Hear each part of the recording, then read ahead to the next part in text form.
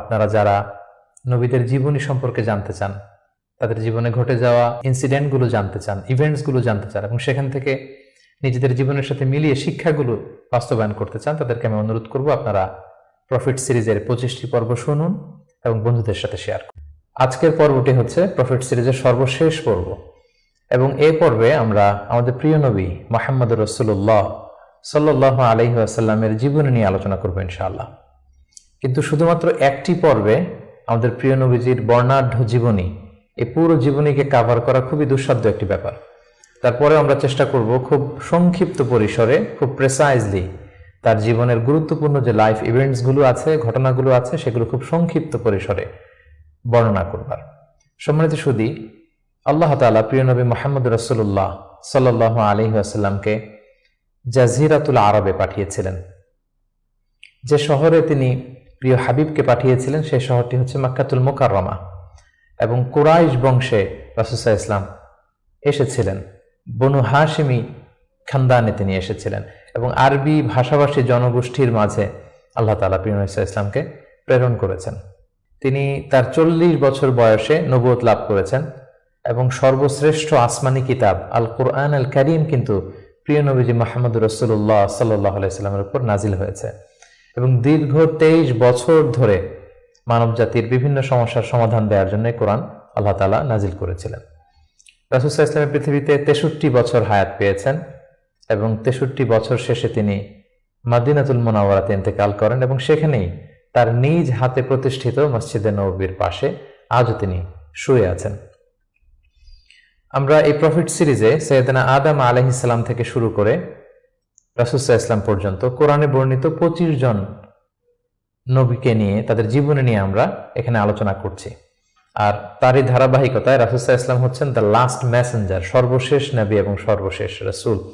আল্লাহ তাআলা সূরাতুল আহজাবে ইরশাদ করছেন, মা কানা মুহাম্মাদুন আবা আহাদিম মির রিজালিকুম ওয়ালাকিন রাসূলুল্লাহি ওয়া খাতামান নাবিয়্যিন। তিনি হচ্ছেন খাতামুন নাবিয়্যিন, সর্বশেষ নবী। নবী আসার সাইয়েদনা আদম আলাইহিস সালাম থেকে শুরু করে নবীদের আগমনের যে ধারাবাহিকতা, সেটার সিল মেরে রাসূল সাল্লাল্লাহু আলাইহি ওয়াসাল্লামের মাধ্যমে সিল আপ করা হয়েছে। এই ধারাবাহিকতাকে কাট আপ করে দেওয়া হয়েছে, তারপরে কোনো নবী আসবে না। এবং রাসূল সাল্লাল্লাহু আলাইহি ওয়াসাল্লাম নিজেও ইরশাদ করেছেন যে লা নাবিয়্যা বা'দি, আমার পরে কেউই আর নবী হিসেবে আসবে না, আমি হচ্ছে শেষ নবী, শেষ রাসূল। এবং রাসূলুল্লাহ সাল্লাল্লাহু আলাইহি ওয়াসাল্লাম তিনি বনি ইসমাঈলের নবী, বনি ইসরাইলের নয়। আমরা জানি যে পৃথিবীতে নবীদের যে ধারাবাহিকতা, নবী আসার যে সিলসিলা, এটা ইব্রাহিম আলাইহিস সালাম থেকে 2 ভাগ হয়েছে। কারণ আমরা সাইয়েদনা ইব্রাহিম আলাইহিস সালামের পর্বে বলেছিলাম যে তিনি হচ্ছেন আবুল আম্বিয়া, সকল নবীদের বাবা। ইব্রাহিম আলাইহিস সালামের 2 জন পুত্র সন্তান ছিল, আমরা জানি, ইসহাক আলাইহিস সালাম, ইসমাঈল আলাইহিস সালাম। এই ইসহাক আলাইহিস সালামের সন্তান হচ্ছে ইয়াকুব আলাইহিস সালাম এবং এই চ্যানেলেই সব নবীরা এসেছে। ইয়াকুব আলাইহিস সালামের অপর নাম হচ্ছে ইসরাইল, ফলে এই চ্যানেলে যত নবী এসেছে তারা হচ্ছে বনি ইসরাইলের নবী। কিন্তু ইব্রাহিম আলাইহিস সালামের অপর সন্তান ইসমাঈল আলাইহিস সালামের চ্যানেলে কোনো নবী আসেনি। তো সব নবী যেহেতু ইসমাঈল আলাইহিস সালামের চ্যানেলে না এসে ইসহাক আলাইহিস সালামের চ্যানেলে এসেছে, সবাই ভেবেছিল শেষ নবী হয়তো এই চ্যানেলেই আসবে, কিন্তু আল্লাহ তাআলা তাদের ধারণাকে নস্যাৎ করে দিয়ে সাইয়েদনা মুহাম্মদুর রাসূলুল্লাহ সাল্লাল্লাহু আলাইহি ওয়াসাল্লামকে ইসমাঈল আলাইহিস সালামের চ্যানেলে প্রেরণ করেছেন। তাই তিনি বনি ইসমাঈল, তিনি বনি ইসরাইল নন। এবং রাসূল সাল্লাল্লাহু আলাইহি ওয়াসাল্লাম তিনি হচ্ছেন বিশ্ব নবী, গ্লোবাল প্রফেট অথবা দ্য প্রফেট অব ইউনিভার্স। গোটা বিশ্বের জন্য তিনি নবী হয়ে পৃথিবীতে এসেছেন। আল্লাহ তাআলা বলছেন, ওয়ামা আরসালনাকা ইল্লা কাফাতান লিন-নাসি বাশীরাও ওয়া নাযীরা। অর্থাৎ হে নবী, আমি আপনাকে গোটা বিশ্ববাসীর জন্য, পুরো মানব মণ্ডলীর জন্য আপনাকে আমি সুসংবাদ দানকারী এবং ভীতি প্রদর্শনকারী হিসেবে প্রেরণ করেছি। এবং সহিহ বুখারীর বর্ণনায় আল্লাহর হাবিব সাল্লাল্লাহু আলাইহি ওয়াসাল্লাম ফরমান যে আমাকে আল্লাহ তাআলা এমন 5টি নেয়ামত দিয়েছেন যেটা অন্য কোনো নবীকে দেননি।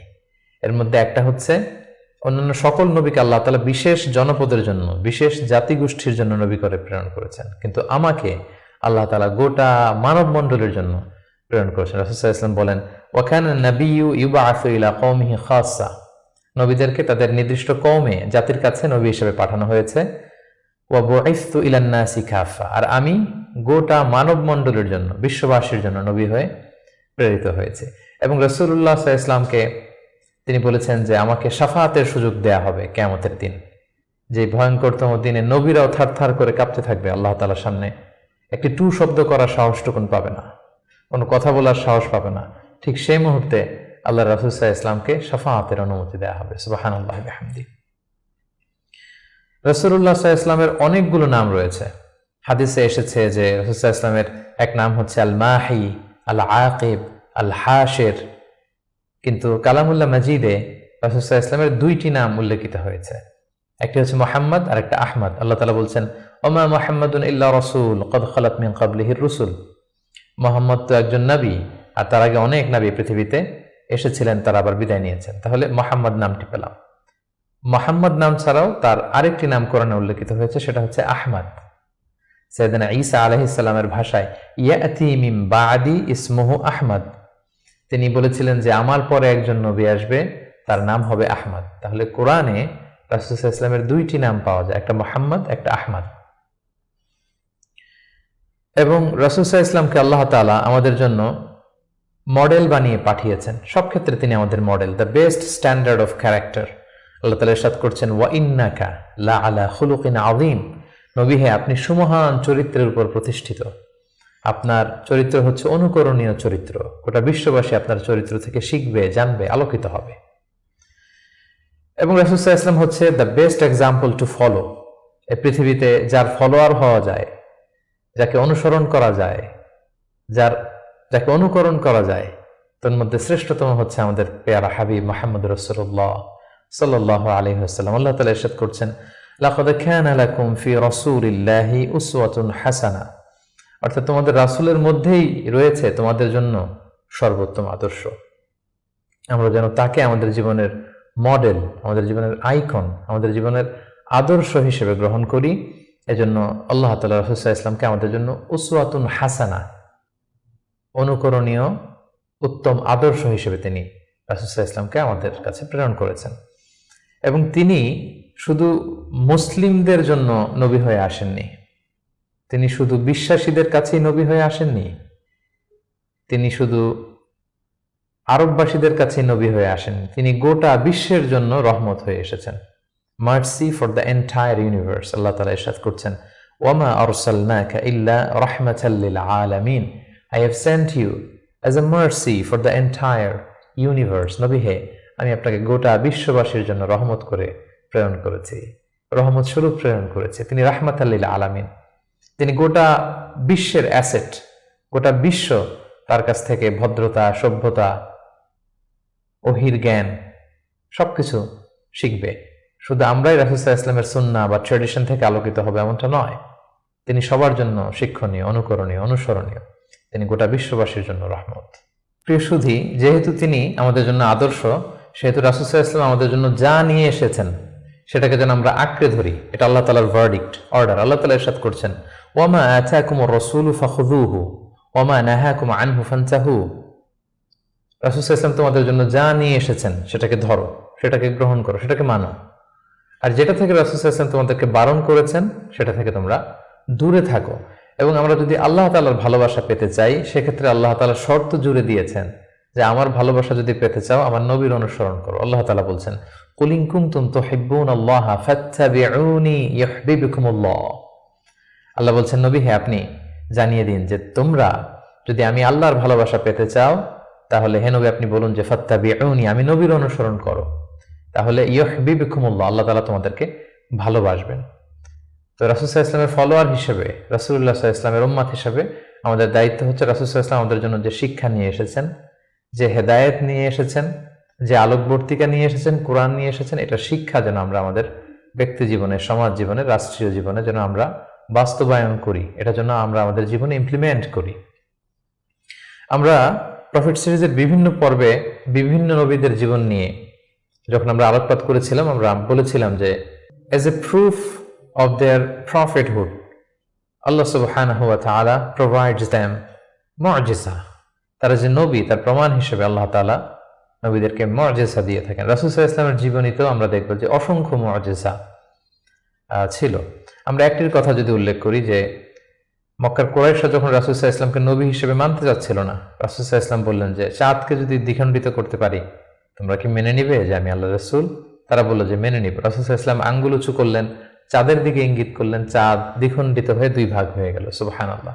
আল্লাহ তাআলা সূরাতুল কমারে ইরশাদ করছেন, ইকতারাবাতিস সাআতু ওয়ানশাক্কাল কমার ওয়া ইন ইয়ারা আয়াতান ইয়ারিদু ওয়া ইয়াকুলু সিহরুম মুস্তামির। রাসূল সাল্লাল্লাহু আলাইহি ওয়াসাল্লাম চাঁদ দ্বিখণ্ডিত করে ফেললেন, কিন্তু এই চমৎকার এই মুআজিজা দেখার পরেও তারা কিন্তু ঈমান আনলো না। তারা বলল, তুমি জাদু করেছো, চাঁদের মধ্যে ভেলকিবাজি করেছো, এমন বড় জাদুকর তুমি চাঁদের উপরও জাদুর প্রভাব খাটিয়েছো। এভাবে রাসূল ইসলাম যখনই কোরআনের আয়াত বলতেন, কোনো মুআজিজা দেখাতেন, তারা হয়তো রাসূল ইসলামকে জাদুকর বলতো, কখনো বলতো তুমি পাগল, কখনো বলতো তুমি কবি, কখনো বলতো তুমি গণক। নাউযু বিল্লাহি মিন যালিক।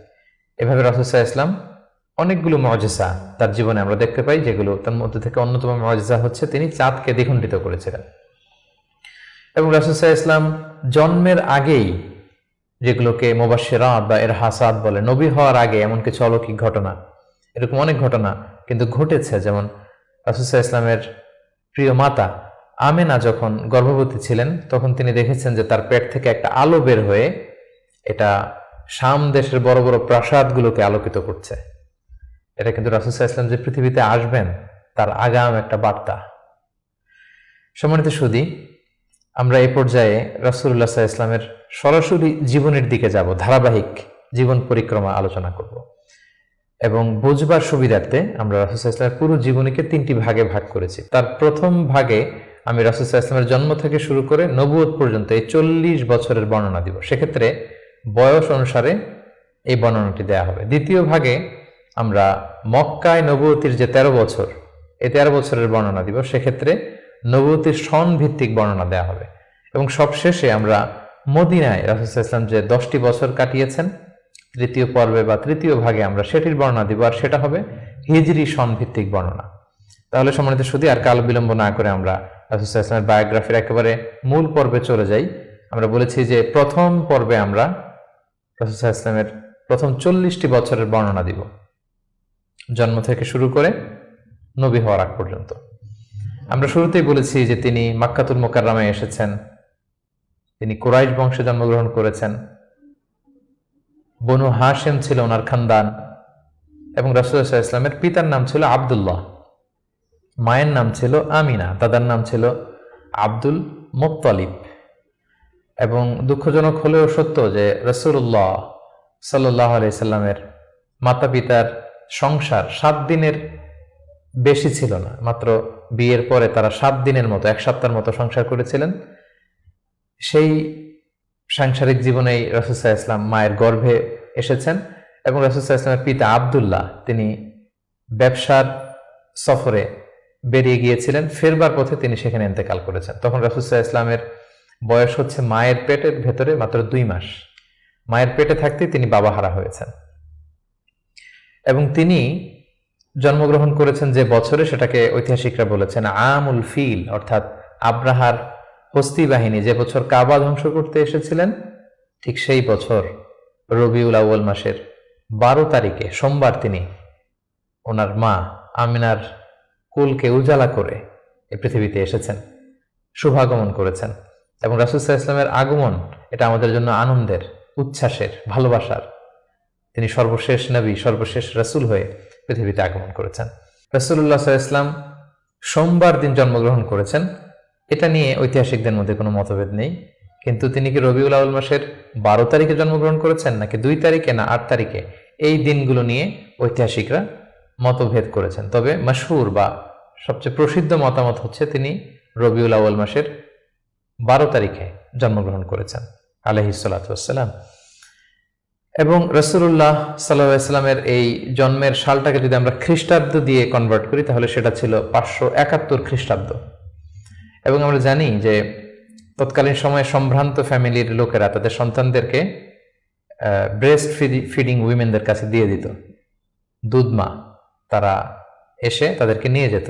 এবং রাসূল সাল্লাল্লাহু আলাইহি ওয়াসাল্লামকে হালিমাতুস সাদিয়া নামে একজন নারী, যিনি তায়েফ থেকে আরো 70 কিলো দূরে বনু সাদ এলাকা থেকে এসে তারা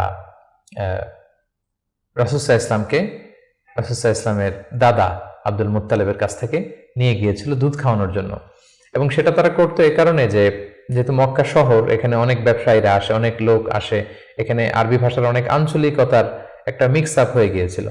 তাই বেদুইন এলাকাতে, একেবারে মরুদ্যান, মরুভূমি আছে এরকম এলাকাতে যেই ট্রাইবস বা কবিলাগুলো আছে, সেখানে যদি ছেলেমেয়েরা বড় হয়, তাদের যেমনি স্বাস্থ্য ভালো থাকে, তাদের ভাষাটা যেমনি পিওর হয়, আরবি মুবিন, সুস্পষ্ট আরবি ভাষায় তারা কথা বলতে পারে। তো সম্ভ্রান্ত এবং ট্রেডিশনাল ফ্যামিলির লোকজন এটাই করত। তার ধারাবাহিকতায় রাসূল সাল্লাল্লাহু আলাইহি ওয়াসাল্লামকে বনু সাদ গোত্র থেকে এসে হালিমাতুস সাদিয়া বনু সাদ গোষ্ঠীর কাছে নিয়ে গেল, যে তাকে লালন পালন করবে, কয়েক বছর দুধ খাওয়াবে। এটা ঘটেছিল তার জন্মের পরপরই। এবং রাসূল সাল্লাল্লাহু আলাইহি ওয়াসাল্লামের বয়স যখন 2, তখন অল্প কিছুদিনের জন্য হালিমাতুস সাদিয়া সেই বনু সাদ থেকে আবার মক্কায় নিয়ে এসেছিল, যাতে রাসূল সাল্লাল্লাহু আলাইহি ওয়াসাল্লামের মা আমিনা কিছুদিনের জন্য ছেলের সঙ্গ পান। কিছুদিন যখন আমিনা সঙ্গ পেল, তারপর আবার তাকে বনু সাদে নিয়ে যাওয়া হলো। এবং রাসূলুল্লাহ সাল্লাল্লাহু আলাইহি ওয়াসাল্লাম হালিমাতুস সাদিয়ার দুগ্ধ পান করতে লাগলেন। হালিমাতুস সাদিয়ার সন্তানদের সাথে মরুদ্যান, মরুভূমির সেই বেদুইন পরিবেশে বেড়ে উঠতে লাগলেন। সেখানকার যে পিওর ল্যাঙ্গুয়েজ আছে, আরবি ভাষা শিখতে লাগলেন। এবং রাসূল সাল্লাল্লাহু আলাইহি ওয়াসাল্লামের বয়স যখন 4, তখন তার প্রথম শাক্কে সাদার হয়েছে, যেটাকে সিনা চাক বলে, ওপেন হার্ট সার্জারি। রাসূল সাল্লাল্লাহু আলাইহি ওয়াসাল্লামের জীবনে মোট 3 বার এটা ঘটেছিল। বয়স যখন 4 তখন একবার, ওহী নাজিলের সময় একবার, মেরাজ যখন তিনি গিয়েছিলেন তখন একবার। রাসূল সাল্লাল্লাহু আলাইহি ওয়াসাল্লাম মরুভূমিতে বনু সাদ গোষ্ঠীর ছোট ছেলেদের সাথে খেলাধুলা করছিলেন। হঠাৎ জিবরাইল আলাইহিস সালাম এসে রাসূল সাল্লাল্লাহু আলাইহি ওয়াসাল্লামকে এক পাশে নিয়ে গলা থেকে শুরু করে নাভি পর্যন্ত ছিঁড়ে রাসূল সাল্লাল্লাহু আলাইহি ওয়াসাল্লামের হৃদয়টাকে বের করে জামজামের পানি দিয়ে ধৌত করে আবার ভেতরে ঢুকিয়ে দিলেন। এই জায়গাটাকে আবার মিলিয়ে ফেললেন, যেটা আধুনিক সময় আমরা এটাকে ওপেন হার্ট সার্জারি বলি। এই দৃশ্য হালিমাতুস সাদিয়ার ছেলেমেয়েরা দেখে ভয়ে দৌড়াতে লাগলো। মায়ের কাছে যেয়ে বলল, আমাদের কোরাইশি ভাই বোধহয় মারা গিয়েছে। হালিমাতুস সাদিয়া বিচলিত হয়ে আসলেন, দেখলেন যে না, মারা যায়নি। মুহাম্মদ, শিশু মুহাম্মদ, তিনি বিচলিত অবস্থায় আছেন। তারা ভয় পেয়ে গেলেন এবং ভাবলেন যে না, এই ছেলের যদি কিছু হয়ে যায় তাহলে তো এর দায়ভার আমার উপর আসবে, আমরা দিয়ে আসবো মুহাম্মদকে। রাসূল সাল্লাল্লাহু আলাইহি ওয়াসাল্লামের বয়স যখন 5, তখন হালিমাতুস সাদিয়া রাসূল সাল্লাল্লাহু আলাইহি ওয়াসাল্লামকে নিয়ে, ছোট্ট মুহাম্মদ সাল্লাল্লাহু আলাইহি ওয়াসাল্লামকে নিয়ে তার মায়ের কাছে দিয়ে আসলেন। যেহেতু 5 বছর বয়সে এখন তিনি সুস্পষ্ট আরবিতে কথা বলতে পারেন এবং দুধ খাওয়ানো তো সেই 2 বছর বয়সেই শেষ। তিনি মরুভূমির সুন্দর প্রকৃতিতে সুঠাম দেহ নিয়ে বড় হচ্ছেন, সুন্দর আরবি ভাষায় কথা বলতে পারেন। 5 বছর বয়সে মায়ের কাছে ফিরিয়ে দেয়া হলো। এবং রাসূল সাল্লাল্লাহু আলাইহি ওয়াসাল্লামের আম্মা আমিনা, তিনি প্রতি বছর রাসূল সাল্লাল্লাহু আলাইহি ওয়াসাল্লামের বাবার কবর জিয়ারত করতে ইয়াসরিবে যেতেন, যেটা পরবর্তীতে মদিনা নামকরণ হবে, আমরা শুনবো সেই ঘটনা। প্রতি বছর যেহেতু তিনি যান, রাসূল সাল্লাল্লাহু আলাইহি ওয়াসাল্লামকে যখন নিয়ে আসা হলো, তার পরের বছর তিনি রাসূল সাল্লাল্লাহু আলাইহি ওয়াসাল্লামকে নিয়ে রাসূল সাল্লাল্লাহু আলাইহি ওয়াসাল্লামের বাবার কবর জিয়ারত করতে গেলেন। রাসূল সাল্লাল্লাহু আলাইহি ওয়াসাল্লামের বয়স তখন 6 বছরের ছোট্ট বালক। জিয়ারত করলেন। জিয়ারত করে ফিরে আসার পথে রাসূল সাল্লাল্লাহু আলাইহি ওয়াসাল্লামের মাতা আমিনা, তিনি মারা গেলেন মক্কা মদিনার মাঝখানে আবওয়া নামক জায়গায়। আল্লাহু আকবার। বয়স যখন মায়ের পেটে 2 মাস, বাবা হারা হলেন, পিতৃহারা। বয়স যখন মাত্র 6, মাতৃহারা, এখন কমপ্লিট ইয়াতিম মুহাম্মদ সাল্লাল্লাহু আলাইহি ওয়াসাল্লাম, বাবা মা হারা। তখন সাথে উম্মে আইমান নামে একজন দাসী ছিল, যিনি রাসূল সাল্লাল্লাহু আলাইহি ওয়াসাল্লামকে খুব ভালোবাসতেন, মায়ের কষ্ট বুঝতে দেননি। সেখান থেকে নিয়ে দাদার কাছে মক্কায় চলে আসলেন। এবং রাসূল সাল্লাল্লাহু আলাইহি ওয়াসাল্লাম পরবর্তীতে বলেছিলেন, উম্মে আইমান ইয়া উম্মি বা'দা উম্মি, আমার মায়ের পরে উম্মে আইমানই আমার মা। সুবহানাল্লাহ। মক্কাতে যখন নিয়ে আসা হলো রাসূল সাল্লাল্লাহু আলাইহি ওয়াসাল্লামকে, শিশু মুহাম্মদকে, তখন তার দাদা আব্দুল মুত্তালিব তার দেখভালের দায়িত্ব নিলেন। কিন্তু অবাক করা কাণ্ড হচ্ছে, রাসূল সাল্লাল্লাহু আলাইহি ওয়াসাল্লাম যখন মাত্র 8 বছর বয়সে উপনীত হলেন, তার দাদাও ইন্তেকাল করলেন। এবার মাও নেই, বাবাও নেই, দাদাও নেই। ঠিক তখন রাসূল সাল্লাল্লাহু আলাইহি ওয়াসাল্লাম তার চাচা আবু তালেবের কাছে মানুষ হতে লাগলেন। রাসূল সাল্লাল্লাহু আলাইহি ওয়াসাল্লাম তার বয়স যখন 12, তখন তার চাচা আবু তালেব রাসূল সাল্লাল্লাহু আলাইহি ওয়াসাল্লামকে নিয়ে ব্যবসার কাজে শাম দেশের দিকে রওনা হয়েছিলেন। আমরা সেখানে বুহাইরা আর রাহেব, যে খ্রিস্টান পাদ্রী, তার গুরু পাদ্রীর কাছে শুনেছিলেন যে শেষ জামানার নবী তার শৈশব বয়সে বা কৈশোর বয়সে এই মরুভূমির পাশ দিয়ে যাবে। এটা শোনার পর থেকে বুহাইরা বছরের পর বছর এখানে ধ্যানমগ্ন থাকতো এবং অপেক্ষা করত। লম্বা ঘটনা। সম্মানিত, শুধু আমরা বলে রাখি যে আমরা কোনো ঘটনাতেই লম্বা চূড়া ঢুকে যাব না, আমরা শুধু কখন কি ইনসিডেন্ট হয়েছিল সেটা একটু করে আপনাদের সাথে শেয়ার করবার চেষ্টা করব। বুহাইরা আর রাহেব তার চাচা আবু তালেবকে বলল, এই ছেলে মোহাম্মদ নবী হবে, তার ভবিষ্যৎ অনেক উজ্জ্বল, ইহুদিরা যাতে জানতে না পারে, তুমি ফিরে যাও। এই ঘটনাটা তার বয়স যখন 12 তখন ঘটেছিল।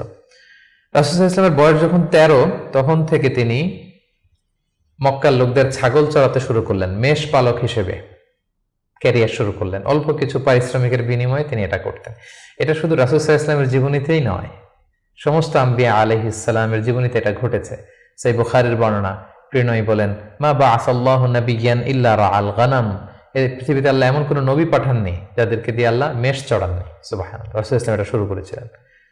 রাসূল সাল্লাল্লাহু আলাইহি ওয়াসাল্লামের বয়স যখন 20 তো তখন তিনি তরুণ যুবক। ওই বয়সে তিনি হিলফুল ফুজুল সংগঠন করেছিলেন, আরবিতে যেটাকে বলা হয় হালাফুল ফুদুল বা হালাফুল মুত্তাইয়িবিন, যুব সংগঠন করেছিলেন। এটার উদ্দেশ্য কি ছিল? যাতে মক্কাতে কেউ মাজলুম না হয়। এক লোক তার পণ্য বিক্রি করেছে, মক্কার এক সম্ভ্রান্ত লোক পণ্য কিনে টাকা দিতে চায়নি। সে পাহাড়ে উঠে চিৎকার করে বলল, মক্কায় কি এমন ন্যায়পরায়ণ কেউ নেই যে আমার টাকাটা উদ্ধার করে দিতে পারে? রাসূল ইসলাম এই দৃশ্য দেখে কষ্ট পেলেন। তিনি প্রায় এরকম দৃশ্য দেখতেন যে জালিমরা অসহায় গরিব লোকদেরকে মক্কায় এভাবে ঠকাচ্ছে। তিনি তার চাচা আর জুবাইর ইবনে আব্দুল মুত্তালিব সহ ওনাদের সমবয়স্ক ইয়াংদেরকে নিয়ে একটা সোসাইটি করলেন। এই সোসাইটির নাম তারা দিলেন হালাফুল ফুদুল, যেটা বাংলায় আমরা হিলফুল ফুজুল বলি। এবং তারা এই সংগঠনের নাম দিয়েছিলেন হালাফুল মুত্তাইয়িবিন। বেসিকলি তারা, আরব দেশের ট্রেডিশন ছিল, তারা যখন সংঘবদ্ধ হতো তারা এক গামলা রঙের ভেতরে হাত ঢুকিয়ে দিয়ে তারা পাথরের মধ্যে হাতের ছাপ দিত। সবাই এভাবে হাতের ছাপ দিয়ে তারা প্রমাণ দিত যে আমরা ঐক্যবদ্ধ, সংঘবদ্ধ আছি। তো এভাবে রাসূল সাল্লাল্লাহু আলাইহি ওয়াসাল্লাম যখন এই যুব সংগঠন করলেন, তখন আর জালিমরা সাহস পেল না গরিবদেরকে ঠকাতে, এবং তারা গরিবদের হক এভাবে উদ্ধার করে দিত। সুবহানাল্লাহ বিহামদি। রাসূল সাল্লাল্লাহু আলাইহি ওয়াসাল্লামের বয়স যখন 25 তখন তিনি দ্বিতীয়বারের জন্য মক্কার বাইরে গেলেন। শাম দেশে তিনি ব্যবসায়িক কাজে গেলেন, এবং সেটা ছিল মূলত খাদিজাতুল কুবরা রাদিয়াল্লাহু তাআলা আনহা, যিনি মক্কার একজন সম্ভ্রান্ত নারী ছিলেন। তিনি সম্পদ বা অর্থ ইনভেস্ট করেছিলেন, এবং রাসূল সাল্লাল্লাহু আলাইহি ওয়াসাল্লাম তার হয়ে তার প্রোডাক্টগুলো নিয়ে বিক্রির জন্য গিয়েছিলেন। এবং তিনি এই সফর শেষে অঢেল সম্পদ, অঢেল অর্থ করি তিনি প্রফিট করে দিয়েছিলেন অন বিহাফ অফ খাদিজা রাদিয়াল্লাহু তাআলা আনহা। এবং খাদিজা রাদিয়াল্লাহু তাআলা আনহা এটা দেখে খুব খুশি হয়েছিলেন, এবং রাসূল সাল্লাল্লাহু আলাইহি ওয়াসাল্লামের যে পোরশন সেটাও রাসূল সাল্লাল্লাহু আলাইহি ওয়াসাল্লাম পেয়েছিল। এই সফরে, এই ব্যবসায়িক সফরে খাদিজা রাদিয়াল্লাহু তাআলা আনহার একজন দাসী ছিল, নাম মাইসারা, তিনি ছিলেন সফর সঙ্গে, কাফেলার মধ্যে তিনিও ছিলেন।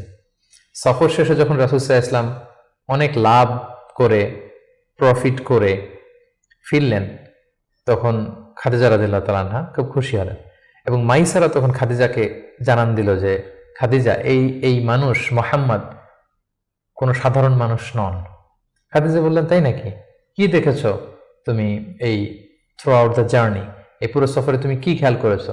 তিনি বললেন যে মুহাম্মাদের চলন বলন কথা এটা আলাদা, অন্য সবার চেয়ে, কাফেলার প্রত্যেকটা পুরুষের চেয়ে আলাদা। তিনি অন্যরকম, তিনি সাধারণ কোনো মানুষ নন, অসাধারণ একজন মানুষ। তার কথা বার্তা, তার চলা ফেরা, তার আচরণ, তার ডিলিংস, তার বুদ্ধিমত্তা অসাধারণ। মাইসারা যখন এই কথা বলল, তখন খাদিজাতুল কুবরা তিনি রাসূল সাল্লাল্লাহু আলাইহি ওয়াসাল্লামের প্রতি আকৃষ্ট হলেন, তার একজন কাছের বান্ধবীর কাছে শেয়ার করলেন। তারা সবাই মিলে রাসূল সাল্লাল্লাহু আলাইহি ওয়াসাল্লামের চাচাদের কাছে যেয়ে বললেন যে, রাসূল সাল্লাল্লাহু আলাইহি ওয়াসাল্লামকে খাদিজা পছন্দ করে, আমরা বিয়ের ব্যাপারে ভাবতে পারি কিনা। চাচারা রাসূল সাল্লাল্লাহু আলাইহি ওয়াসাল্লামকে জানালেন, রাসূল সাল্লাল্লাহু আলাইহি ওয়াসাল্লাম এগ্রি করলেন। এই 25 বছর বয়সে রাসূল সাল্লাল্লাহু আলাইহি ওয়াসাল্লাম তার প্রথম বিয়েটি সম্পন্ন করলেন, আলহামদুলিল্লাহ। এবং রাসূল সাল্লাল্লাহু আলাইহি ওয়াসাল্লাম 20টি উট দিয়েছিলেন as a dowry, as a মাহার। বিয়ের মাহার হিসেবে খাদিজা রাদিয়াল্লাহু তাআলা আনহাকে 20টা উট দিয়েছিলেন। রাসূল সাল্লাল্লাহু আলাইহি ওয়াসাল্লামের বয়স যখন 30, খাদিজা রাদিয়াল্লাহু তাআলা আনহা রাসূল সাল্লাল্লাহু আলাইহি ওয়াসাল্লামের ঘরকে উজালা করে তার প্রথম সন্তান, কন্যা সন্তান জন্মগ্রহণ করলো, জাইনাব। রাসূল সাল্লাল্লাহু আলাইহি ওয়াসাল্লামের বয়স যখন 33, দ্বিতীয় কন্যা সন্তান রুকাইয়া জন্মগ্রহণ করলো। রাসূল সাল্লাল্লাহু আলাইহি ওয়াসাল্লামের বয়স যখন 34, তৃতীয় কন্যা সন্তান উম্মে কুলসুম আসলো। রাসূল সাল্লাল্লাহু আলাইহি ওয়াসাল্লামের বয়স যখন 35, ফাতেমা রাদিয়াল্লাহু তাআলা আনহা তিনি জন্মগ্রহণ করলেন। এবং তখন কাবা ঘরের একটা রিনোভেশন হলো, আগুন লেগে বন্যার পানিতে কয়েকবার কাবা ধ্বংস হয়ে গিয়েছিল। ঠিক সেই সময়তে রাসূল সাল্লাল্লাহু আলাইহি ওয়াসাল্লামের বয়স যখন 35, কাবাকে আবার রিবিল্ড অফ কাবা বা রিনোভেশন অফ কাবা করা হয়েছিল। ইব্রাহিম আলাইহিস সালামের যে ভিত্তির উপর কাবা তৈরি করেছিলেন, সেই ভিত্তি ঠিক রেখে পাথর এনে কাবা নির্মাণ করা হয়েছিল। এবং হাজরা আসওয়াদ নিয়ে একটা দ্বন্দ্ব লেগেছিল, কে রাখবে এই জান্নাতি পাথর। 4টা গ্রুপ হয়ে গিয়েছিল। পরবর্তীতে রাসূল সাল্লাল্লাহু আলাইহি ওয়াসাল্লাম এটার সমাধান দিয়েছিলেন। রাসূলুল্লাহ সাল্লাল্লাহু আলাইহি ওয়াসাল্লামের বয়স যখন 37 বছর, তখন থেকে তিনি একাকী নির্জনে ইবাদত করতেন, ধ্যানমগ্ন থাকতেন। হুব্বিবা ইলাইহিল খালা, নিঃসঙ্গত তার কাছে প্রিয় করে দেয়া হলো। সম্মানিত সুধী, জাহিলি যুগে রাসূল সাল্লাল্লাহু আলাইহি ওয়াসাল্লামের ধর্মবিশ্বাস কি ছিল সেটা নিয়ে যদি আমরা বলি, তাহলে আমরা বলবো যে তিনি কখনো শিরকের সাথে জড়িত হননি, তিনি কখনো কোনো মূর্তিকে টাচ করেননি, তিনি আল্লাহ ছাড়া কারো কাছে কোনো কিছু কামনা করেননি, এবং তিনি হানিফ সম্প্রদায়ের অন্তর্ভুক্ত ছিলেন। অর্থাৎ ইব্রাহিম আলাইহিস সালামের স্বচ্ছ হানিফ ধর্মবিশ্বাসের যতটুকু মক্কাতে তখন অবশিষ্ট ছিল, রাসূল সাল্লাল্লাহু আলাইহি ওয়াসাল্লাম সেগুলোর প্রতি আকৃষ্ট ছিলেন, তিনি সেগুলো পালন করতেন। কিন্তু এই জাহিলি সমাজের মধ্য থেকে মানুষগুলোকে এক আল্লাহর দিকে কিভাবে নেবেন, সঠিক রাস্তা কোনটা, একটা স্ট্রাকচার্ড রিলিজিয়ান, স্ট্রাকচার্ড শরিয়া ওনার কাছে ছিল না। ফলে সেটা তিনি কামনা করছিলেন, খুঁজছিলেন, মহাসত্যকে তিনি খুঁজে বেড়াচ্ছিলেন। এজন্য ওনার বয়স যখন 37 ইয়ার্স ওল্ড, তখন হুব্বিবা ইলাইহিল খালা, নিঃসঙ্গতা, একাকী ধ্যান করা, এই মহাবিশ্ব নিয়ে গবেষণা করা, এই মহাবিশ্বের স্রষ্টাকে কিভাবে আরো তার সান্নিধ্য পাওয়া যায় সেটা নিয়ে তিনি চিন্তা গবেষণা করছিলেন। এবং ঠিক সেই মুহূর্তে তিনি হেরা গুহাতে যেতেন, এবং এটা চলেছিল তার বয়স যখন 37 থেকে শুরু করে 39 বছর 6 মাস পর্যন্ত এই ধ্যান তিনি করতেন। খাবার নিয়ে হেরা গুহাতে যেতেন, সেখানে ধ্যানমগ্ন তিনি থাকতেন এবং তিনি স্রষ্টার সান্নিধ্য পাওয়ার চেষ্টা করতেন। সত্য, মহাসত্যকে তিনি অর্জনের জন্য চেষ্টা করতেন। রাসূলুল্লাহ সাল্লাল্লাহু আলাইহি ওয়াসাল্লামের বয়স যখন 39 বছর 6 মাস, তখন থেকে, অর্থাৎ 40 বছর হতে আর মাত্র 6 মাস বাকি, তখন থেকে তিনি গুড ড্রিমস আর রুইয়া সাদেকা, বেশি বেশি সত্য স্বপ্ন দেখতে শুরু করলেন। প্রতিদিনই স্বপ্ন দেখতেন, এবং রাতে যাই স্বপ্ন দেখতেন সকালবেলা সেটা বাস্তবায়িত হতো। ফলে তিনি স্বপ্নে রাতে যা দেখতেন সকালবেলা বাস্তবে সেটা সমাজে তিনি দেখতে পেতেন। এভাবে একাকী তিনি খাবার নিয়ে, পাথেয় নিয়ে, সেই 632 মিটার উঁচু মক্কাতুল মুকাররমায় গারে হেরাতে, হেরা পাহাড়ে তিনি চলে যেতেন, ধ্যানমগ্ন থাকতেন এবং মহাসত্যের সন্ধান করতেন। ঠিক তার বয়স যখন 40 বছরে উপনীত হলো, তিনি মহাসত্যের সন্ধান পেলেন। সুবহানাল্লাহি বিহামদি। সেদিন জিবরাইল আলাইহিস সালাম রেশমি কাপড়ে সূরাতুল আলাকের প্রথম 5 আয়াত নিয়ে এসে বললেন, পড়ুন। তিনি বললেন, আমি তো পড়তে জানি না। কয়েকবার বলার পরে পড়তে জানেন না তিনি বললেন। তিনি রাসূল সাল্লাল্লাহু আলাইহি ওয়াসাল্লামকে 3 বার জড়িয়ে ধরলেন। এবার তিনি পড়লেন, ইকরা বিসমি রাব্বিকাল্লাযী খালাক, খালাকাল ইনসানা মিন আলাক, ইকরা ওয়া রাব্বুকাল আকরাম আল্লাযী আল্লামা বিল কলম, আল্লামাল ইনসানা মা লাম ইয়ালাম। এই যে কোরআনের প্রথম 5 আয়াত হেরা গুহাতে নাজিল হলো, তখন রাসূল সাল্লাল্লাহু আলাইহি ওয়াসাল্লাম পড়লেন। 5টি আয়াত পড়ে তিনি হেরা গুহা থেকে কাঁপতে কাঁপতে নেমে আসলেন। নেমে এসে দেখেন জিবরাইল আলাইহিস সালামকে তার প্রকৃত রূপে দেখলেন, যে বিশাল আকৃতির, দিগন্ত বিস্তৃত তার আকৃতি। তিনি আরো ভয় পেলেন। এই 5 আয়াত নিয়ে তিনি নিচে নেমে আসলেন, কাঁপতে লাগলেন, এবং আম্মাজান খাদিজা ওনার স্ত্রীর কাছে এসে বললেন, জাম্মিলুনি জাম্মিলুনি, আমার ভয় লাগছে, আমাকে কম্বল চাপা দাও। কম্বল চাপা দেয়া হলো, আয়াত নাজিল হলো, ইয়া আইয়ুহাল মুজাম্মিল কুমিল লাইলা ইল্লা কালিলা, এ কম্বলওয়ালা দাঁড়াও, দাঁড়িয়ে তাহাজ্জুদের সালাত পড়ো। তিনি বললেন, আমাকে দাসসিরুনি দাসসিরুনি, আমাকে বস্ত্র দিয়ে চাপা দাও, আমার ভয় লাগছে, আমি মনে হয় মারা যাব। রাসূল ইসলামের গায়ে জ্বর এসে গেল, কাঁপুনি এসে গেল। কারণ কোরআনটা হচ্ছে ইন্না সানুলকি আলাইকা কওলান সাকিলা, এটা খুব ভারী, পাওয়ারফুল একটা স্ট্রং মেসেজ। এটা রিসিভ করা এত সহজ কোনো বিষয় নয়। যখন তিনি বললেন, কাপড় দিয়ে আমাকে আচ্ছাদন করো, আয়াত নাজিল হলো, ইয়া আইয়ুহাল মুদ্দাসসির কুম ফাআনজির, হে কাপড়ওয়ালা দাঁড়াও, কুম দাঁড়াও, বসে থাকার সময় নেই, কুম ফাআনজির, মানুষকে সতর্ক করো।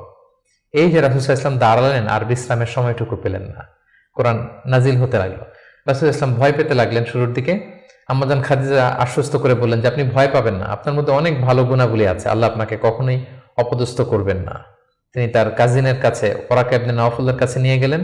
তিনিও আশ্বস্ত করলেন যে যাকে তুমি দেখেছো বিশাল আকৃতিতে, যে তোমার কাছে সূরা আলাকের 5 আয়াত নিয়ে এসেছে, তিনি হচ্ছেন নামুস, সে জিবরিল, তোমার আগে সব নবীদের কাছে তিনিই আসতেন আল্লাহর বাণী নিয়ে। সুবহানাল্লাহ। ভয় পেও না, তুমি চালিয়ে যাও, এবং তোমার জাতিগোষ্ঠী তোমার বিরোধিতা করবে, তোমাকে তোমার এলাকা থেকে বের করে দিবে। রাসূল ইসলাম বললেন, আমার গোষ্ঠীর আত্মীয়রা আমাকে বের করে দিবে? তিনি বললেন, হ্যাঁ, এই বাণীবাহকের কাজ যারা করে পৃথিবীতে তাদেরকে এই ভাগ্যই বরণ করতে হয়েছে। সুবহানাল্লাহ বিহামদি। সম্মানিত শুধু এভাবে ইকরা বিসমি রাব্বিকাল্লাযী খালাক, read in the name of your lord who has created, এই বাণী নাজিলের মধ্য দিয়ে রাসূল সাল্লাল্লাহু আলাইহি ওয়াসাল্লাম অফিশিয়ালি নবী হলেন, নবুয়ত লাভ করলেন, এবং তার বয়স ছিল তখন 40 বছর। তাহলে আমরা প্রথম পর্ব শেষ করলাম, যেখানে আমরা বলেছি প্রথম পর্বে আমরা রাসূল ইসলামের জন্ম থেকে শুরু করে নবী হওয়া পর্যন্ত এই 40 বছরের বর্ণনা আমরা প্রথম পর্বে শুনলাম। এবারে আমরা দ্বিতীয় পর্বে চলে যাব। দ্বিতীয় পর্বে আমরা বর্ণনা করব নবী হওয়ার পর থেকে হিজরতের আগ পর্যন্ত মক্কায় নবুয়তের 13 বছর ওনার কেমন কেটেছে, কি কি ইনসিডেন্ট ছিল, কি কি ঘটনার মধ্যে দিয়ে, স্ট্রাগলের মধ্যে দিয়ে তিনি গিয়েছেন, সেটা আমরা এখন শুনবো ইনশাআল্লাহ। আমরা শুরুতেই বলেছিলাম যে দ্বিতীয় পর্ব আমরা আলোচনা করব নবুয়তির সন ভিত্তিক। তো নবুয়তির প্রথম বছরে রাসূল সাল্লাল্লাহু আলাইহি ওয়াসাল্লামের কাছে কোরআনের আয়াত যাই নাজিল হতো সেটা তিনি খুব প্রাইভেটলি কাছের লোকদের কাছে প্রচার করতেন, অন্যদেরকে বলতেন না। ফলে তিনি যে নবী হয়েছেন এটা ওনার কাছের লোকজন ছাড়া কেউ জানতে পারেনি। তিনি সর্বপ্রথম খাদিজা রাদিয়াল্লাহু তাআলা আনহার কাছে বলেছেন, তিনি বিশ্বাস করে ঈমান এনেছেন। তার চাচাতো ভাই ছোট্ট আলী রাদিয়াল্লাহু তাআলা আনহুর কাছে বলেছেন, আলী রাদিয়াল্লাহু তাআলা আনহু ছোটদের মধ্যে ঈমান এনেছেন। দাসদের মধ্যে থেকে প্রথম যায়েদ ইবনে হারেসা, যিনি রাসূল সাল্লাল্লাহু আলাইহি ওয়াসাল্লামের পালক পুত্রের মর্যাদায় ছিলেন, তিনি ঈমান এনেছেন। সবচাইতে কাছের ঘনিষ্ঠ বন্ধু আবু বকর রাদিয়াল্লাহু তাআলা আনহুর কাছে বলেছেন, তিনিও ঈমান এনেছেন। এবং রাসূল সাল্লাল্লাহু আলাইহি ওয়াসাল্লাম গোপনে, অর্থাৎ যেটাকে বলা হয় প্রাইভেট দাওয়া, তিনি টার্গেট ভিত্তিক কাছের ঘনিষ্ঠ আমানতদার যাকে তিনি রিলাই করতে পারেন তাদের কাছে তিনি বলতে আরম্ভ করলেন, এবং তারা গোপনে গোপনে প্রাইভেটলি রাসূল সাল্লাল্লাহু আলাইহি ওয়াসাল্লাম ডাকে সাড়া দিয়ে ঈমান আনলো, মুসলিম হতে আরম্ভ করলো। সুবহানাল্লাহ। এভাবে 3 বছর তিনি প্রাইভেট দাওয়া দিয়েছেন মক্কায়। নবুয়তির তৃতীয় বছরে 3 বছর পর আল্লাহ তাআলা আয়াত নাযিল করলেন, ফাসদা বিমা তুমার ওয়া আ'রিদ আনিল মুশরিকিন। নবী হে, এখন আর প্রাইভেট দাওয়া নয়, এবার পাবলিক দাওয়া, পাবলিক প্রোক্লেমেশন, অর্থাৎ পাবলিকলি আপনি ব্যাপার প্রচার করুন, যাই নাজিল হয় আপনি প্রচার করুন। এবার রাসূল সাল্লাল্লাহু আলাইহি ওয়াসাল্লাম প্রচার করতে আরম্ভ করলেন পাবলিকলি। তিনি পাবলিকলি তাওহীদের দাওয়াত দিতে শুরু করলেন, রিসালাতের দাওয়াত দিতে শুরু করলেন, আখিরাতের দাওয়াত দিতে শুরু করলেন। যখনই তিনি পাবলিকলি দাওয়াত দিতে শুরু করলেন তখনই বিরোধিতা শুরু হলো, নানা ধরনের বাধা বিপত্তি আসতে শুরু করলো। তিনি পাহাড়ের চূড়ায় যেয়ে বললেন, হে মক্কাবাসী, হে আমার গোষ্ঠীর লোকেরা, আমি যদি বলি যে এই পাহাড়ের পেছনে একদল ঘোড়সাওয়ার আক্রমণ করার জন্য বসে আছে, বিশ্বাস করবে আমার কথা? সবাই বললো, হ্যাঁ অবশ্যই করব, কারণ মা জাররাবনা মিনকা ইল্লা সিদখান, আমরা জীবনে তো মুহাম্মদ তোমার কাছ থেকে কোনোদিন মিথ্যা বলতে শুনি নাই, তুমি যা বলবে তাই বিশ্বাস করব। তখন রাসূল সাল্লাল্লাহু আলাইহি ওয়াসাল্লাম বললেন, তাহলে জেনে রাখো, আমাকে যদি নবী হিসেবে না মানো, আখিরাতে যদি বিশ্বাস না করো, আল্লাহকে যদি একক একমাত্র রব হিসেবে না মানো, তোমাদের জন্য কঠিন শাস্তি অপেক্ষা করছে। একথা শুনে তারা মর্মাহত হলো, এবং রাসূল সাল্লাল্লাহু আলাইহি ওয়াসাল্লামের চাচা আবু লাহাব পাথর নিয়ে রাসূল সাল্লাল্লাহু আলাইহি ওয়াসাল্লামের প্রতি নিক্ষেপ করলেন, এবং তখনই সূরাতুল লাহাব নাজিল হলো। সূরাতুল লাহাব, তাব্বাত ইয়াদা আবি লাহাবি ওয়া তাব, ধ্বংস হোক, নিপাত যাক আবু লাহাবের 2 হাত। কিন্তু রাসূল সাল্লাল্লাহু আলাইহি ওয়াসাল্লাম থামলেন না, তিনি দাওয়াত দিতে লাগলেন, এবং মক্কার গরিব শ্রেণীর যেই লোকেরা আছে, কর্মচারী, শ্রমজীবী, খেটে খাওয়া মানুষ, দাস, তারা রাসূল সাল্লাল্লাহু আলাইহি ওয়াসাল্লামের দাওয়াতে সাড়া দিয়ে মুসলমান হতে লাগলো, তাদের সংখ্যা বাড়তে লাগলো, এবং তাদের উপর অত্যাচার আরম্ভ হয়ে গেল। নবুয়তির 5ম বছরে এই ক্ল্যাশ, এই সংঘাত মারাত্মক আকারে রূপ নিল। কোথাও বেলাল রাদিয়াল্লাহু তাআলা আনহুকে পিটিয়ে আহত করা হচ্ছে, কোথাও খাব্বাব রাদিয়াল্লাহু তাআলা আনহুকে, কোথাও খুবাইব রাদিয়াল্লাহু তাআলা আনহুকে, কখনো আম্মার ইবনে ইয়াসারকে, কখনো সুমাইয়া রাদিয়াল্লাহু তাআলা আনহাকে। তাদেরকে নানাভাবে নির্যাতন, অত্যাচার শুরু করা হলো, এবং উপায়ন্তর না দেখে নবুয়তির 5ম বছর রাসূল সাল্লাল্লাহু আলাইহি ওয়াসাল্লাম বললেন যে না, এভাবে অত্যাচারের মধ্য দিয়ে যাওয়া যায় না। আমি শুনেছি যে নাজ্জাশীর বাদশাহ, ইথিওপিয়াতে হাবাসাতে একজন বাদশাহ আছে, ইমামুন আদিল, এ জাস্ট কিং, তার কাছে কেউ নাকি অত্যাচারিত হয় না, তোমরা সেখানে হিজরত করো। নবুয়তির ৫ম বৎসর একটা বিশাল সংখ্যক মুসলিম সাহাবী তারা আবিসিনিয়াতে হিজরত করলো, এবং এই বছরই পাপিষ্ঠ আবু জাহাল বর্ষার আঘাতে ইসলামের প্রথম নারী শাহিদা সুমাইয়া রাদিয়াল্লাহু তাআলা আনহাকে তিনি শহীদ করে দিয়েছিলেন, হত্যা করেছিলেন। এভাবে খুব কঠিন মুহূর্ত যখন যাচ্ছিল মুসলিমদের উপর, মুসলিমদের একটা অংশ আবিসিনিয়াতে হিজরত করলো, রাসূল সাল্লাল্লাহু আলাইহি ওয়াসাল্লাম অন্যান্যদেরকে নিয়ে কষ্ট সহ্য করেও মক্কাতে অবস্থান করলেন। ঠিক ওই মুহূর্তে একটা আশার বাণী নিয়ে আসলো আমির হামজা রাসূল সাল্লাল্লাহু আলাইহি ওয়াসাল্লামের চাচার ইসলাম গ্রহণ এবং ওমরে ফারুকের ইসলাম গ্রহণ। সুবহানাল্লাহ বিহামদি। তারা যখন ইসলাম ধর্ম গ্রহণ করলো তখন মক্কার কুরাইশ একটু নড়ে চড়ে বসলো, কারণ তারা তখন পাবলিকলি কয়েকজন একসাথে মিলে 2টা লাইন করে মিছিল দিতে শুরু করলো, আল্লাহু আকবার আল্লাহু আকবার, তাকবীর দিতে দিতে তারা কাবা পর্যন্ত গেল। এবং এই দৃশ্য যখন মক্কার কাফিররা দেখলো তখন তারা বলতে আরম্ভ করলো, না, এটাকে যে কোনো মূল্যে থামাতে হবে। রাসূল সাল্লাল্লাহু আলাইহি ওয়াসাল্লামকে তারা প্রপোজ করলো, তুমি নারী চাও মুহাম্মদ, তোমাকে আরব্য সুন্দরী নারী এনে দেব, তুমি সম্পদ চাও সম্পদ দেব, ক্ষমতা চাও ক্ষমতা দেব, কিন্তু এই নতুন যেই দাওয়াত দিচ্ছ তুমি এটা বন্ধ করো। রাসূল সাল্লাল্লাহু আলাইহি ওয়াসাল্লাম বললেন, তোমরা যদি আমার ডান হাতে লাওয়াদাউ শামসা ফি ইয়ামিনি ওয়াল কামারা ফি ইয়াসারি, ডান হাতে যদি তোমরা সূর্য এনে দাও, বাঁ হাতে যদি আমাকে চাঁদ এনে দাও, তারপরেও এই দাওয়াত থেকে, আমার এই মিশন থেকে আমি এক চুল পরিমাণে পেছনে যাব না। এবার আবু জাহেল, উতবা, শাইবা, ওয়ালিদ ইবনে মুগীরা তারা সিদ্ধান্ত নিল, না, মুহাম্মদকে থামাতে হলে আমাদেরকে অন্য স্ট্র্যাটেজিতে যেতে হবে, তাদেরকে বয়কট করতে হবে। এবং তারা তখন প্রপোজ করলো যে আমরা বয়কট করব। আবু তালেবকে বলল, আবু তালেব, তোমার ভাতিজা তোমার শেল্টারে আমাদের সমাজে বিশৃঙ্খলা তৈরি করছে, নতুন ধর্মের দাওয়াত দিচ্ছে, হয় মোহাম্মদকে আমাদের হাতে তুলে দাও, তা না হলে বয়কট, তোমাদেরকে আমরা বয়কট করতে বাধ্য হব। আবু তালেব বললেন যে না, পিতাহারা মাতাহারা মোহাম্মদকে আমি ছোটবেলা থেকে লালন পালন করেছি, আমার ভাতিজার কোনো ক্ষতি আমি হতে দিব না। তারা বয়কটের ঘোষণা দিল। তারা বলল, আমরা সবাই মিলে ইবনু হাশিমকে বয়কট করলাম, তোমাদের সাথে আমাদের কোনো বিবাহ হবে না, কোনো অর্থনৈতিক চুক্তি হবে না, আমরা কোনো পণ্য বিক্রি করব না, তোমাদের থেকে কিনবো না, কথা বলবো না, তোমাদেরকে বয়কট। 3 বছর শিয়াবে আবি তালেবে রাসূল সাল্লাল্লাহু আলাইহি ওয়াসাল্লামের চাচা এবং মুসলিমরা এই বয়কটের মধ্যে ছিলেন। প্রথম বছর তারা ছাগল পালতো, যেহেতু ছাগল জবাই করে খেয়েছে। তারপরের বছর ছাগলের চামড়া, এবং অনেক সাহাবী ছাগলের চামড়া, গাছের ছাল খেয়ে বেহুশ হয়ে থাকতো, যেহেতু কোনো খাবার দাবারের ব্যবস্থা ছিল না। ঠিক নবুয়তের 7ম বৎসরে এই বয়কট শুরু হলো 10ম বৎসর পর্যন্ত। 3টি বছর তারা এই বয়কটের মধ্য দিয়ে গিয়েছে। এবং রাসূল সাল্লাল্লাহু আলাইহি ওয়াসাল্লাম নবুয়তের 10ম বৎসরে চাচা আবু তালেবকে বললেন যে, চাচা, আল্লাহ তাআলা আমাকে জানিয়েছেন যে তারা যে বয়কটের যে ধারাগুলো লিখেছিল, যে আমাদের কাছে পণ্য বিক্রি করবে না, আমাদের সাথে বিয়ে শাদী হবে না, কথাবার্তা হবে না, এবং এই ধারাগুলো লিখে তারা একটা কাগজে এটাকে কাবা ঘরের ছাদের উপরে ঝুলিয়ে দিয়েছিল। রাসূল সাল্লাল্লাহু আলাইহি ওয়াসাল্লাম বললেন যে, চাচা, আপনি তাদের কাছে যান, যে বলুন যে আল্লাহ তাআলা আমাকে জানিয়েছে উই পোকা এসে তাদের ধারার প্রতিটি কথা উই পোকা খেয়ে ফেলেছে, সেখানে শুধু আল্লাহ এই শব্দটা অবশিষ্ট আছে।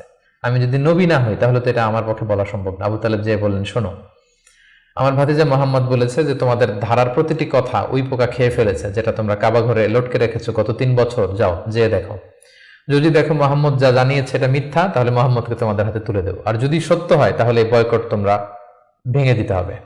তারা যে তাই দেখলো, রাসূল সাল্লাল্লাহু আলাইহি ওয়াসাল্লাম যেমনটি বলেছেন, কোনো লেখা সেই নথিপত্রে নেই, শুধু আল্লাহ নামটি ছাড়া। এটা দেখে তাদের কারো কারোর মধ্যে ভয় আসলো যে না, এতটা আমাদের আত্মীয়, এরা একই বংশের লোক, একই সমাজের লোক, এটা করা ঠিক হবে না। নবুয়তের 10ম বৎসর এই বয়কটকে তারা উঠিয়ে নিল। কিন্তু তার চেয়েও দুঃখজনক ঘটনা আমাদের জন্য সামনে অপেক্ষা করছে। সেটা হচ্ছে নবুয়তের 10ম বৎসর রাসূল সাল্লাল্লাহু আলাইহি ওয়াসাল্লামের এই চাচা আবু তালেব ইন্তেকাল করলো, যিনি রাসূল সাল্লাল্লাহু আলাইহি ওয়াসাল্লামকে পলিটিক্যাল শেল্টার দিতেন, এবং রাসূল সাল্লাল্লাহু আলাইহি ওয়াসাল্লামকে ঘরে যিনি শক্তি যোগাতেন, সাহস যোগাতেন এবং ফিনান্সিয়াল সাপোর্ট দিতেন, তার সেই প্রিয়তমা স্ত্রী খাদিজা রাদিয়াল্লাহু তাআলা আনহা নবুয়তের 10ম বৎসরে চাচার ইন্তেকালের 6 মাস পরে ইন্তেকাল করলেন। রাসূল সাল্লাল্লাহু আলাইহি ওয়াসাল্লাম তখন সাউদা বিনতে জামাআ রাদিয়াল্লাহু তাআলা আনহাকে বিয়ে করলেন। আয়েশা রাদিয়াল্লাহু তাআলা আনহার সাথে বিয়ের কন্ট্রাক্ট অর্থাৎ আক্ট হলো, কিন্তু সংসার শুরু হয়নি। কিন্তু এখন তো রাসূল সাল্লাল্লাহু আলাইহি ওয়াসাল্লামকে বাঁচানোর মতো কেউ নেই, শেল্টার দেওয়ার মতো কেউ নেই। এখন তো যে কেউ রাসূল সাল্লাল্লাহু আলাইহি ওয়াসাল্লামের উপর অ্যাটাক করতে পারে। তাই রাসূল সাল্লাল্লাহু আলাইহি ওয়াসাল্লাম পাশের শহর টুইন সিটি তায়েফে চলে গেলেন। তায়েফের লোকদেরকে দাওয়াত দিলেন। নবুয়তের 10ম বছরেই তিনি তায়েফে চলে গেলেন। কিন্তু আমরা তায়েফের ঘটনা জানি। To make the long story short, সেখানে তিনি রিজেক্টেড হলেন, পাথর মারা হলো, রক্তাক্ত হয়ে তিনি ফিরে আসলেন এক খেজুর বাগানের ভেতরে। ফজরের সময় তিনি যখন তেলাওয়াত করছিলেন, একদল জিন যাচ্ছিল এবং তারা রাসূল সাল্লাল্লাহু আলাইহি ওয়াসাল্লামের কণ্ঠের তেলাওয়াত শুনে জিন জাতি ঈমান এনে ফেললো। আল্লাহ তাআলা বোঝাতে চাইলেন, নবী হে, মক্কায় নির্যাতিত হয়ে তায়েফে গিয়েছেন, তায়েফে রক্তাক্ত হয়েছেন, রিজেক্টেড হয়েছেন, তায়েফের লোকের আপনার কথা শুনেনি, কিন্তু অদৃশ্য জগতের এক জাতি, জিন জাতি, আপনার এই কথা শুনে ঈমান এনে মুসলমান হয়ে গিয়েছে। সুবহানাল্লাহ। কমপ্লেনের শেষ নাই। আহা, লবণ কম হয়েছে দেখে বউ তালাক দিয়ে দিছে, এরকম টাকায় তো আসলে নাই, এরকম আছে। তরকারিতে লবণ কম বলে তালাক, টাকা দেখলে কি মা আবান নবী সাল্লাল্লাহু আলাইহি ওয়াসাল্লাম তাআমান ক্বাতু, রাসূলুল্লাহ সাল্লাল্লাহু কখনো খাবারের বদনাম করতেন না। ইনশতাহাহু আকালা, ভাল লাগলে খেতেন। ওনারও যে ভালো লাগতো না এমন না, মাঝে মাঝে ওনারও ভালো লাগতো না। ওয়া ইন কারিহাহু, যদি ভালো না লাগতো তারাকা, রেখে দিতেন। বলতেন না স্বাদ হয় নাই, বলতেন না লবণ হয় নাই, বলতেন না মজা হয় নাই। ভাল লাগলে খেতেন, ভালো না লাগলে রেখে দিতেন পাশে। কিন্তু খাবার ভালো হয় নাই এটা বিশ্বনবী সাল্লাল্লাহু আলাইহি ওয়াসাল্লাম কোনোদিন বলেন না। কি খেতেন বিশ্বনবী সাল্লাল্লাহু আলাইহি ওয়াসাল্লাম? খেজুর খেতেন, খেজুর, ডেটস, দুধ খেতেন, দুধ পছন্দ করতেন খুব। সিরকা খেতেন, ভিনেগার সেটা। রুটি খেতেন, গোশত খেতেন। ছাগলের সামনের 2 পায়ের যে বাজুর রানের গোশত, এটা বিশ্বনবী সাল্লাল্লাহু আলাইহি ওয়াসাল্লাম বেশ পছন্দ করতেন। আসাল, হানি, হানি, মধু খান আপনারা? পছন্দ করতেন। হাব্বাতুস সাউদা, কালিজিরা পছন্দ করতেন। জাইতুন, জাইতুন, অলিভস, জলপাই পছন্দ করতেন। রুম্মান মানে ডালিম ফল পছন্দ করতেন। লাউ পছন্দ করতেন, লাউ। একবার লাউয়ের তরকারি দেয়া হলো, বিষ্ণু সাল্লাল্লাহু আলাইহি ওয়াসাল্লাম লাউগুলো খুঁজে খুঁজে নিয়ে খাচ্ছিলেন। হাদিসে এসেছে, সুবহানাল্লাহ পড়ে। কিশমিশ খেতেন, মাশরুম খেতেন। আপনারা এখন রেস্টুরেন্টে মাশরুমের স্যুপ খান না? এটা স্বাস্থ্যকর। রাসূল সাল্লাল্লাহু আলাইহি ওয়াসাল্লাম বলতেন, আল কামআতু মিনাল মান ওয়া মাউহা শিফাউন লিল আইন, মাশরুমের স্যুপ চোখের জ্যোতির জন্য অনেক ভালো। 3 ফল খেতেন, 3 ও 3 ওয়া জাইতুন, যেটা ইংরেজিতে ফিগ বলে, ডুমুর টাইপের, আরাবিয়ান ডুমুর। আঙ্গুর খেতেন, আঙ্গুর। সারিদ খেয়েছেন জীবনে, সারিদ। সারিদ গোশত রুটিকে মিক্স করে এরব দেশে একটা খাবার খাওয়ায়। আমি যখন মিশরে পড়াশোনা করতাম, ঈদের দিন আমাদেরকে দেওয়া হতো হোস্টেল থেকে ফ্রিতে। তো প্রথম যখন ঈদ করতেছি বললাম, এটা কি? সাদা, বলে সারিদ, এটার নাম সারিদ। হাইস খেতেন, হাইস, ছাতু। গ্রাম বাংলায় ছাতু বানায় না?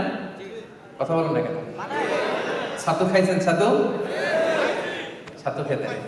পনির পছন্দ করতেন, পনির, ঘি, এগুলো। তার মানে এগুলো সবসময় খেতেন না, সারা জীবনে কি কি খেয়েছেন তার একটা লিস্ট দিলাম। খরগোশ খেয়েছেন, মোরগ খেয়েছেন, বিশাল বড় সাগরের তিমি মাছের মতো একটা মাছ যেটার নাম আম্বার, জীবনে একবার খেয়েছেন। এই হচ্ছে রাসূল সাল্লাল্লাহু আলাইহি ওয়াসাল্লামের ফুড লিস্ট। যা খেতেন অল্প খেতেন, বাসি কিছু খেতেন না, খেতেন অল্প কিন্তু তাজা। সুবহানাল্লাহ পড়েন। লাঞ্চ শেষ, এবার তিনি একটা পাওয়ার ন্যাপ নিতেন। পাওয়ার ন্যাপ জোহরের আগে একটা পাওয়ার ন্যাপ, শরীরে যাতে এনার্জি আসে। নিতে হবে না? ঘুম থেকে উঠছে কখন? হ্যাঁ, সকালে না, মিড নাইট। তখন মাঝরাতে যিনি উঠেছেন, টায়ার্ড হয়ে গেছেন একটু, লাঞ্চ করে একটা পাওয়ার ন্যাপ নিতেন। এটা দেখে এনার্জি আসতো বিষ্ণু ইসলামের। এই পাওয়ার ন্যাপ দিয়ে উঠে তিনি জোহরের সালাত পড়াতে যেতেন। এবং জোহরের আগের 4 রাকাত, ফজরের আগের 2 রাকাত বিষ্ণু ইসলাম কখনো ছাড়তেন না। গুরুত্বপূর্ণ সুন্নাত, সুনানের রাতেবার মধ্যে খেয়াল রাখবেন। জোহরের নামাজের পরে সাহাবীদেরকে নাসিহাত দিতেন, নাসিহাত। এরপর সকালবেলায় যেই কাজগুলোর জন্য কাকে অ্যাসাইন করেছেন ওগুলো খোঁজ নিতেন, এটা হয়েছে কিনা, ওইটা হয়েছে কিনা। অফিসিয়াল এরকম কাজের তদারকির দরকার আছে না?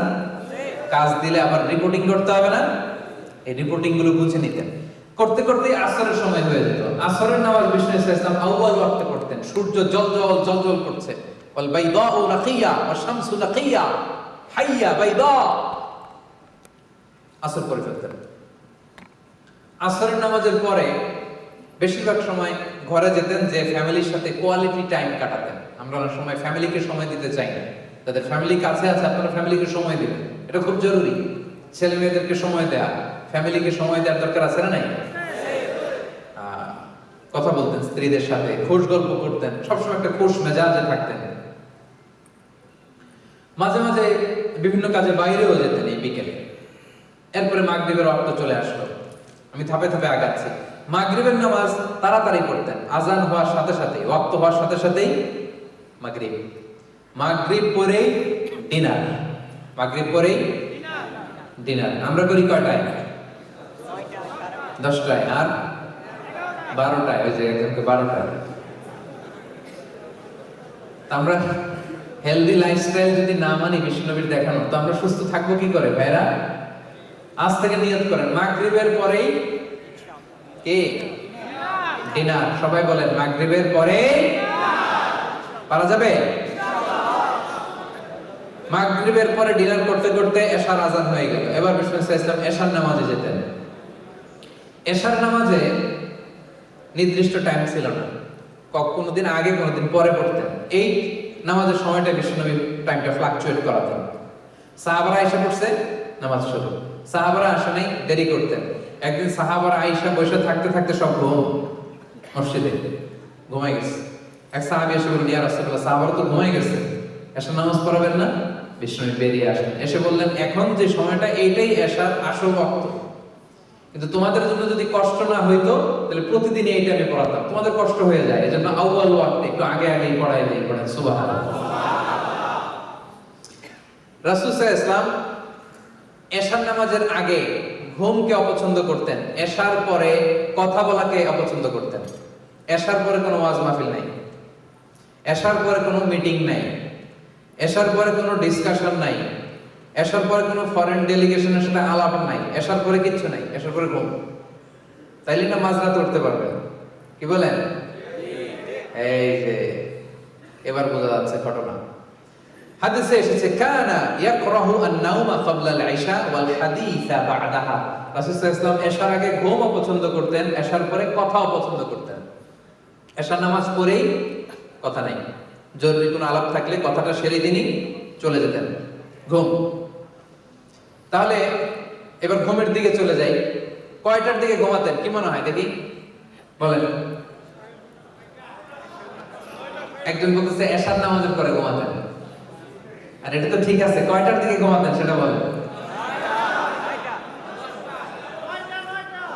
9টা, 8:30, আর 10টা, আর 9টা। হ্যাঁ, হাদিসে বর্তমান আমাদের যে ঘড়ি, ঘড়ি টাইম উল্লেখ নেই, তবে অবস্থা দৃষ্টে মনে হয় 9টা থেকে 9:30। আপনি ঘুমান কয়টায়? হ্যাঁ,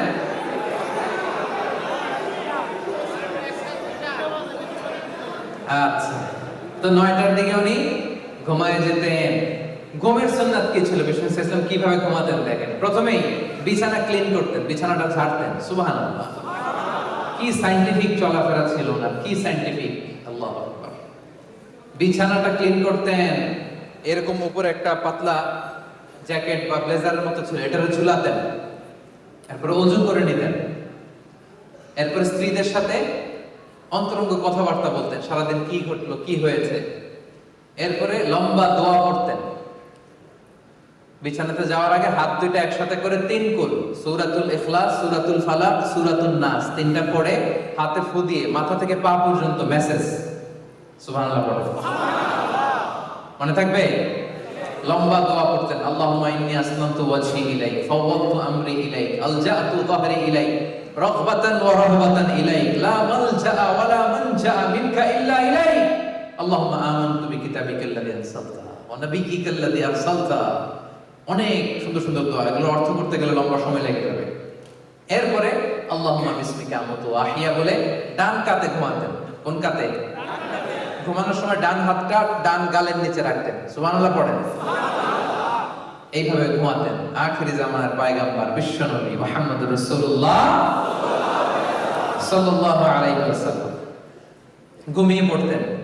স্ত্রীদের সাথে অন্তরঙ্গ মেলামেশা যদি করতেন, গোসল ফরজ যদি হতো, কখনো কখনো গোসল করে পরে ঘুমাতেন, কখনো কখনো ওযু করে ঘুমায় যেতেন। ওই যে মিডনাইট, মধ্যরাতে যখন তাহাজ্জুদের জন্য উঠতেন তখন উঠে গোসল করতেন। সুবহানাল্লাহ পড়ে। তাহলে একটা পূর্ণ ডে, একটা কমপ্লিট ডে, 24 ঘন্টা ঘুম থেকে ওঠা থেকে শুরু করে ঘুমানো পর্যন্ত পেয়ে গেছেন না? কথা বলেন। একটা পিকচারাইজেশন, একটা ভিজুয়ালাইজেশন আপনাদের চোখের সামনে মোটামুটি আমি তুলে ধরার চেষ্টা করেছি না? এবার আসুন lesson. What is the lesson from his life, from his 24 hours day time?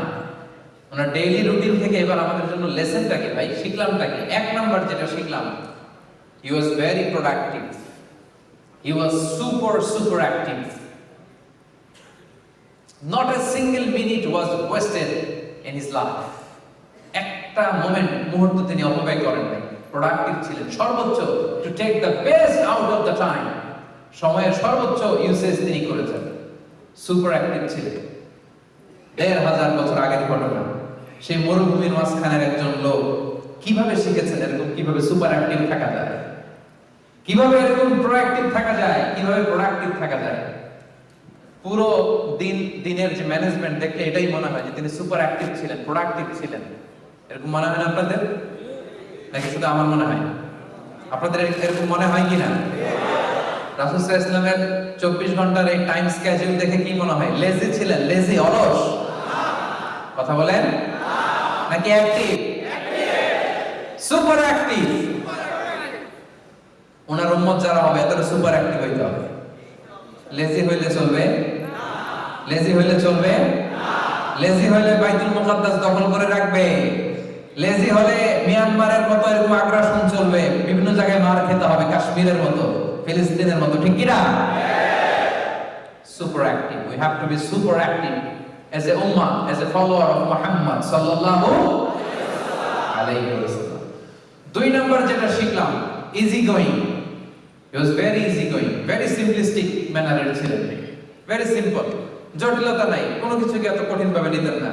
সকালবেলা খাবার আছে, আছে দাও খাইছে, খাবার নাই, ঠিক আছে রোজা রাখলাম দাও। চিন্তা করছেন কত সিম্পল? আপনি যদি সকালে যায় বলেন খাবার আছে, কয় খাবার নাই, কি করবেন? ওই যে কয় মাই।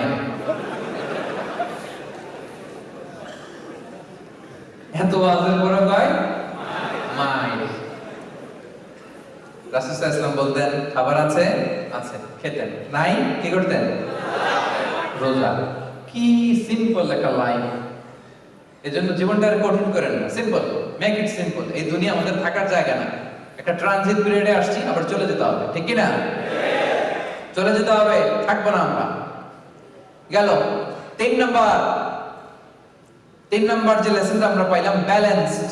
আর 2-1 মিনিট কথা বলবেন না, খেয়াল করে থাকেন। ব্যালেন্সড শিক্ষাটা এখন সার নির্দেশটা দিচ্ছি। ব্যালেন্সড, একটা ভারসাম্যপূর্ণ জীবন ব্যবস্থা ছিল ওনার। টাইম ম্যানেজমেন্টের সেন্স ছিল ওনার। কোনো কিছু মিস হয় নাই, অফিস আওয়ার মিস হয় নাই, ফ্যামিলি আওয়ার্স মিস হয় নাই, রিক্রিয়েশনাল আওয়ার্স মিস হয় নাই, visiting hours, consultation hours, personal hours, কিছু মিস হয়েছে? 24 ঘন্টার এই ছোট্ট টাইম স্লটে সব আছে না নাই?